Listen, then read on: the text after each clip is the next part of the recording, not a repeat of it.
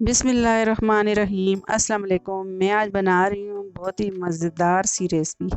रमज़ान में बहुत ही हमने चीज़ें बनाई हैं, मतलब मैदे से और बेसन से, लेकिन आज हम आपको ना ही मैदा चाहिए और ना ही बेसन ना ही आटा। और आज हम आपको सूजी से बहुत ही क्रिस्पी क्रिस्पी और मज़ेदार सी रेसिपी बनाना आपके साथ शेयर करेंगे। जो देखें ये क्रिस्पी क्रिस्पी बनती है और देखने में भी इतनी खूबसूरत ये लग रही है। तो आज हम आपको बहुत ही अच्छी सी जो है ये वाली रेसिपी बनाना आपके साथ शेयर करेंगे, जिसे आप ईद पर भी बना सकते हैं और आपके घर में मेहमान आए तो आप ये बना के तो आधे कप सूजी से ढेर सारे बना के तैयार कर सकते हैं। तो इसके लिए हमने लिया है एक पैन और इसमें आधा कप सूजी हमने डाल दी है और इसमें 1 कप पानी डाला है और आधा टीस्पून नमक डाल दिया हमने। आधा कप सूजी में 1 कप पानी जाएगा। तो अब हम इसे जो है अच्छी तरीके से मिक्स कर लेंगे और चूल्हा मैंने ऑन कर दिया है। अब इसे अच्छे तरीके से मिक्स करते हुए हम इसको पकाएंगे।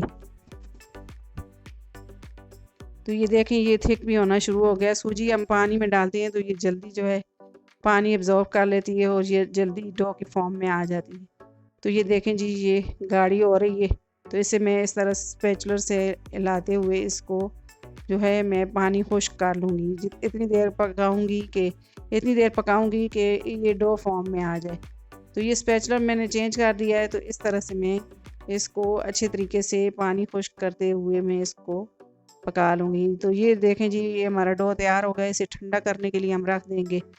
अब इसमें मैंने एक पैन लिया है मैंने, तो इसमें मैंने 1 टीस्पून 2 खाने के चम्मच ऑयल लिया और 1 टीस्पून ज़ीरा लिया इसमें, और इसको हल्का सा हम फ्राई कर लेंगे ज़ीरे को।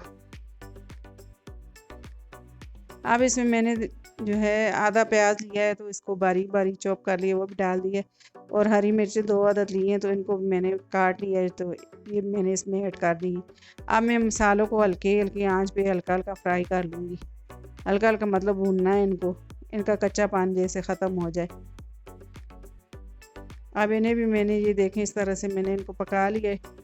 अब इसमें और चीज़ें हम शामिल करेंगे। इसमें 1 टीस्पून मैंने मोटी कोटी लाल मिर्च ली है, आधा टीस्पून पिसी लाल मिर्च ली है और आधा टीस्पून ही इसमें मैंने काली मिर्च कुटी हुई ली है। ये सारी चीज़ें अच्छे तरीके से मैं मिक्स कर दूँगी और इन्हें पका लूँगी थोड़ी थोड़ी हल्की हल्की आँच पे। अब इसमें मैं 2 टीस्पून जितना सूखा धनिया लूँगी पिसा हुआ, और थोड़ी सी अजवाइन मैंने इसमें डाल दी है। अजवाइन लाजमी डालनी चाहिए। अब इसमें मैंने 1 टमाटर डाल दिया और इसमें मैंने नमक भी डाल दिया। नमक आधा टीस्पून और 1 टमाटर मैंने इसमें डाल दिया है। तो इन्हें अच्छी तरीके से मैं मिक्स कर दूँगी। अब मैंने 1 कटोरी बंद गोभी ली है, ये भी मैंने इसमें ऐड कर दी। आप सब्जियां जो आपको पसंद है वो इसमें आप डाल सकते हैं, और जो नहीं चाहिए तो उसे स्किप भी कर सकते हैं, जो सब्जियां आप नहीं खाते।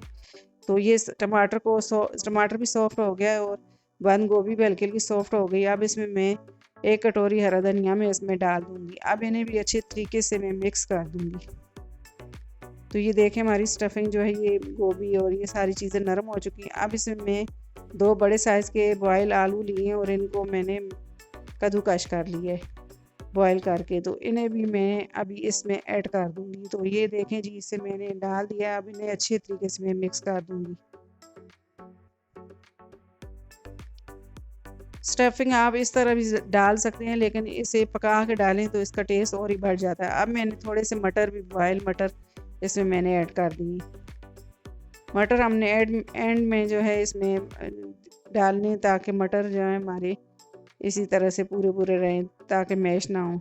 अब ये स्टफिंग तैयार हो गई है तो इसे एक साइड पे रखते हैं ठंडा करने के लिए। अब मैंने जो डो बना के रखा था तो वो हम जो है ये देखें तैयार हो गया। अब इसमें मैंने 1 खाने का चम्मच ऑयल लिया है और इसे अच्छे तरीके से ऑयल डाल के इसको हम इस तरह से चिकना कर लेंगे। तो ये देखें ये बिल्कुल मैदे की तरह ये तैयार हो गया, बिल्कुल नरम नरम मुलायम मुलायम।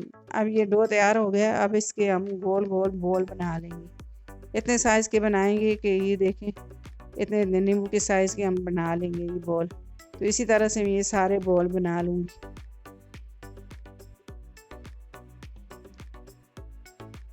तो ये देखें जी इतने इतने साइज़ के बॉल बनाने हैं। तो इसी तरह से ये देखें सारे मैंने बॉल बना लिए। आधा कप सूजी से हमारे 9 तकरीबन ये बन गए हैं बॉल, और 9 कचौरियाँ बन जाएंगी। तो अब इसे हम इस तरह से बॉल में डाल के इसमें थोड़ा सा ऑयल डाल के इन्हें अच्छे तरीके से हम इस तरह से मिक्स कर देंगे ताकि ये सारे बॉल के साथ जो है ऑयल लग जाए, हमें बार बार ऑयल लगाना भी ना पड़े। तो ये देखिए एक साइड पे इन्हें रखते हैं। अब ये 2 चम्मच लिए मैंने, तो इनमें से आप इस जो है सुराख वाला इससे बना सकते हो और जाली वाले से बना सकते हैं डिज़ाइन। तो मैं जाली वाले के साथ बनाऊंगी डिज़ाइन। तो अब मैं जो है फिलिंग ली है तो इसको मैं इस तरह से गोल बॉल में मैं बना लूँगी। तो ये मैंने फिलिंग ली है तो इसको मैं बॉल बना लूँगी इस तरह से बॉल। तो इसी तरह से मैं सारे बना लूँगी। तो ये देखें जी, अब मैंने एक बॉल जो है इसका डो का लिया है। अब इसे मैं जो है इस तरह से हाथ से इस तरह से चपटा कर दूँगी। अब इसमें मैं एक बॉल रखूँगी और इसे सारे ऊपर से ये जो बॉल है इसको कवर कर दूँगी। स्टफिंग हमारी जो है नज़र नहीं आनी चाहिए, तो हम जब ऑयल में डालेंगे तो ये बिखर जाएगी। तो इसको पूरा हमने इस तरह से कवर करना है। तो ये बहुत ही आसानी से हो जाता है, नरम नरम सूजी होती है। तो ये बहुत ही आसानी से आप जो है इस तरह से इसको बना सकते हैं। अब ये देखें, ये मैंने इस तरह से कवर कर दिया है। अब ये मैंने छन्नी वाला जो है ये लिया है, पकोड़े छानने वाला। तो ये मैं इसको इस तरह से इसके अंदर रखूँगी और इसे ऊपर से हल्का हल्का प्रेस करूँगी। तो ये देखें, ये इतनी अच्छी डिज़ाइन बन जाती है। इसको हल्का हल्का बस प्रेस किया है तो ये डिज़ाइन बन गई। अब इसे इस तरह से ऊपर से हम करेंगे तो ये निकल जाता है आराम से। ये देखें, अब हाथ से इसे गोल कर लूँगी मैं।